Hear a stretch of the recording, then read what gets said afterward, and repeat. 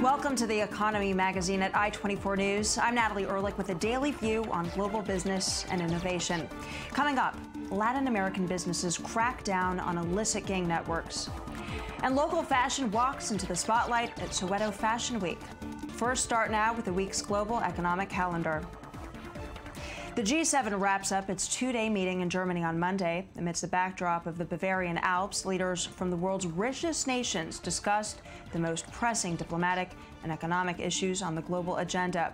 While the Ukraine crisis remains front and center, Greece's debt crisis also dominated discussions. Russia was excluded from attending this year's summit, previously known as the G8, for its annexation of Crimea. Well, on Tuesday, the U.S. will get the pulse on small business optimism. The NFIB surveys 1,500 firms from across the United States. Historically, small businesses have accounted for half of the private gross domestic product, making it a strong indicator of economic performance. Last month, the NFIB index dipped slightly from the first quarter, but small business owners have been more optimistic in 2015 than at any other point in 7 years. Thailand's central bank will hold its monetary policy meeting on Wednesday. Thailand has its key rate at 1.5%, and the consensus now is for no change. Falling inflation and slow growth had forced the country's central bank to cut the main rate by 25 basis points during its April review. And Egypt is more of a wild card this Thursday during its monetary meeting. The Bank of Egypt has been keeping its key rate at 8.75% since January, when it was cut 50 basis points, largely considered a partial reversal of the 100 basis points it hiked back in July 2014. While inflation there remains persistently high at 10%, fueling the pressure to keep up rates. However, with downside risks to growth, Egypt's central bankers will now have reasons to soften. This coming Thursday, investors in the U.S. eagerly await the all-important jobless claims and retail sales figures. Both are considered important gauges of the U.S. economy. The jobless claims figure reveals the number of people seeking unemployment benefits, and retail sales will provide the willingness of U.S. consumers to spend. If the number comes in too low, though, it could test the strength of the U.S. dollar. Shifting back now to the emerging world, Chile will be another country to watch, with a decision on rates expected on Friday. Since mid-2013, the world's top copper producer has experienced an easing cycle. Currently at 3%, Chile's central bank hinted it could delay hiking rates again. Inflation has declined faster than anticipated, and although the economy enjoyed a pickup in the first quarter, it's still considered just too soft for a hike. Gang violence is a huge burden for the economies of Latin America. The violence and illegal activity greatly stifles the flow of foreign investments there. But businesses, as well as law enforcement, are now looking to get even tougher on these networks of illicit trade. The third annual conference against gangs gathered representatives from Mexico, the U.S., Guatemala, Honduras, El Salvador, and Nicaragua last week in Mexico City. The participating countries also discussed the impacts of violence and drug trafficking on commerce in the region. U.S. Ambassador Anthony Wayne highlighted how foreign investment is being impacted by the criminal activity. The cost of doing business in countries affected by organized crime is increasing because the companies are forced to increase their operational costs due to security expenses, negatively affecting the flow of foreign investment. Businesses and law enforcement may be strengthening their security, but the criminal gangs are becoming stronger as well. Part of the conference discussed how to combat the diversifying illegal activity. We will continue battling these international organizations. We know yesterday's gangs are not like today's. These gangs are involved in human trafficking, in drug trafficking, in money laundering, in all types of crime, in falsification of goods. Obviously, every international crime organization needs money to work. Part of our strategy will also be to identify and combat that flow of money. In the past few years, the enhanced law enforcement training has helped countries crack down on gangs in Latin America. Since 2003, over 700 Mexican officers went through training under the Merida Initiative.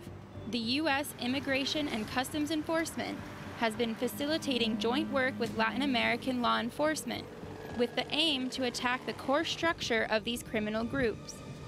The launch of the program, Operation Community Shield, has led to the arrest of over 36,000 gang members and the seizure of more than 6,600 firearms in the past decade.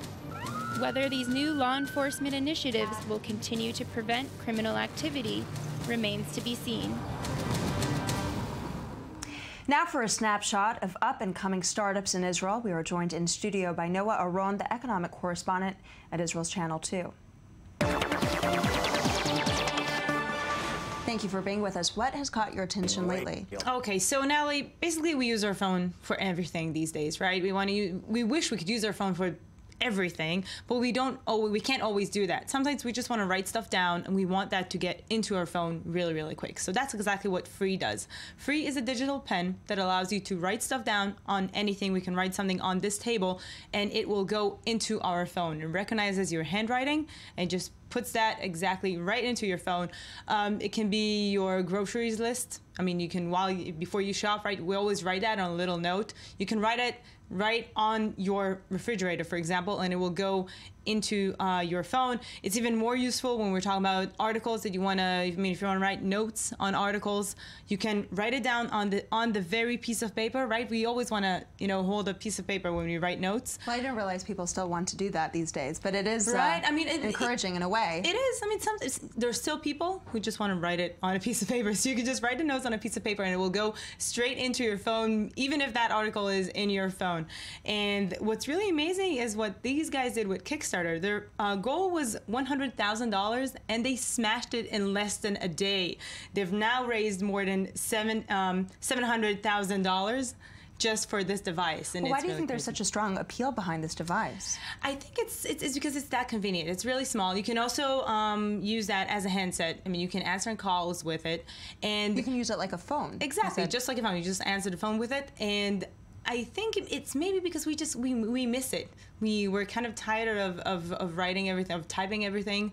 Sometimes you just want to write a note to someone just with a pen. It's more personal. This is making old school like new school. Exactly. In a way. Yeah, and it's also so what else kids. do you have for us, though? All right, so we're gonna move on to a different topic, and I want to talk to you about Nini's speech. About 1% of the world population stutters.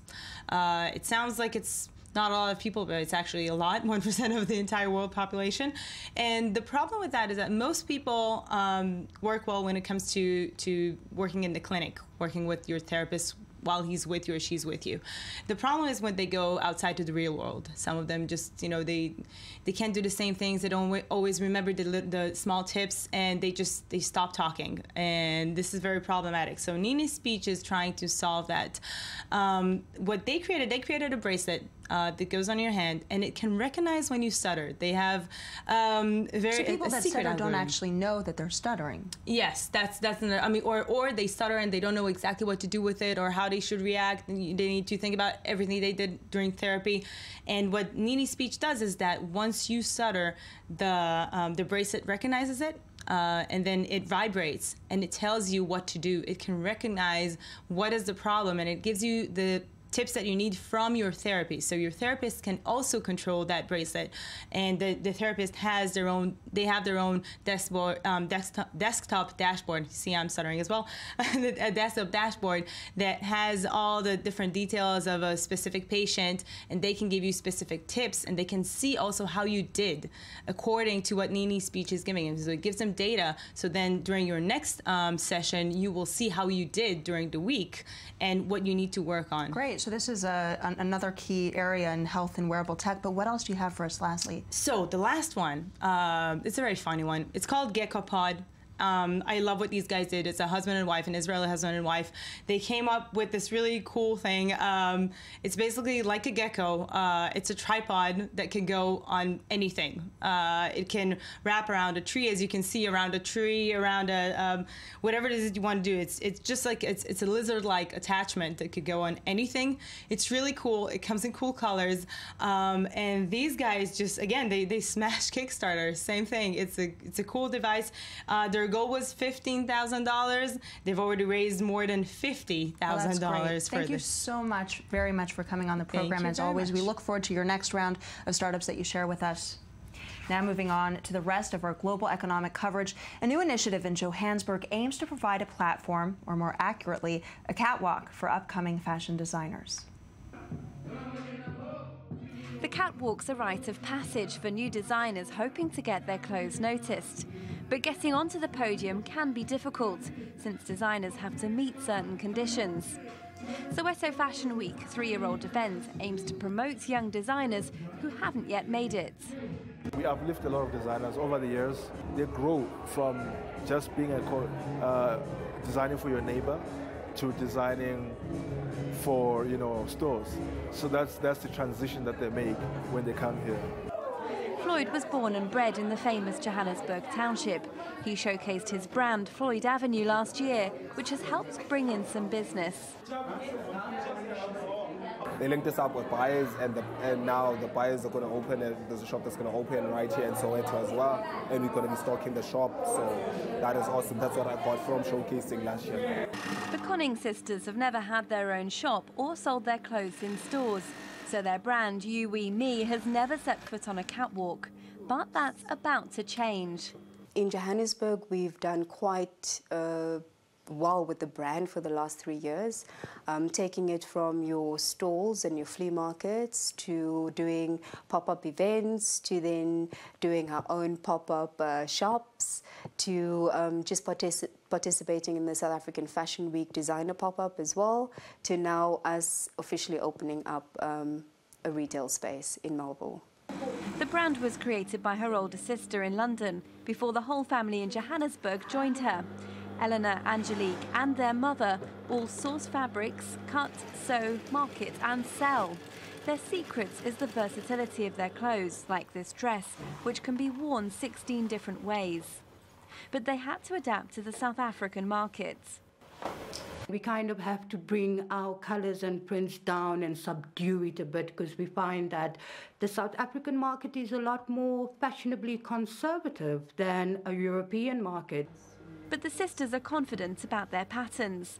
And with their shop about to open, they're looking forward to finally strutting their designs down an international catwalk as the icing on the cake. And for the news stories we wanted to make sure you wouldn't miss, I'm joined in studio by Daniel Roth. Thanks for being with us. What did you find today? Ikea. Ikea is doing a very, very good job of getting people who care about climate change and refugees and major, major issues that the world is facing. They're doing a very good job of, first of all, putting those things in focus, and second of all, spending a little bit of their money to help out. A little bit of money. So they did about 30 billion euro in sales last year. Okay. They're going to throw €1 billion of that towards climate change. 3 billion? No, 1 billion. 1 billion. They're going to, first of all, they're going to be working on projects that curb climate change. Second of all, they're going to be helping out poorer countries with dealing with climate change, with the effects of climate change. So one of the things that, in a sad twist of irony, is the truth is that a lot of the extreme weather that happens to hit developing nations much harder than developed nations. It's not always true that that developing nations get hit with a tornado or hurricane more than a developed nation, but it is always true that developed nations tend to have infrastructure, stronger infrastructure. Or we would hope so, right? In almost every case, when you look at the effect of a hurricane on New York City versus a hurricane on many cities on the African coast, you're seeing a totally different ballgame. The number of people who are affected. So IKEA is trying to do something about that. Well, does IKEA really care, or is this just a public relations stunt? It's a great question. To some extent, you have to be cynical and you have to say, look, it's a public relations stunt. To some extent, it doesn't matter as long as that money's going to good.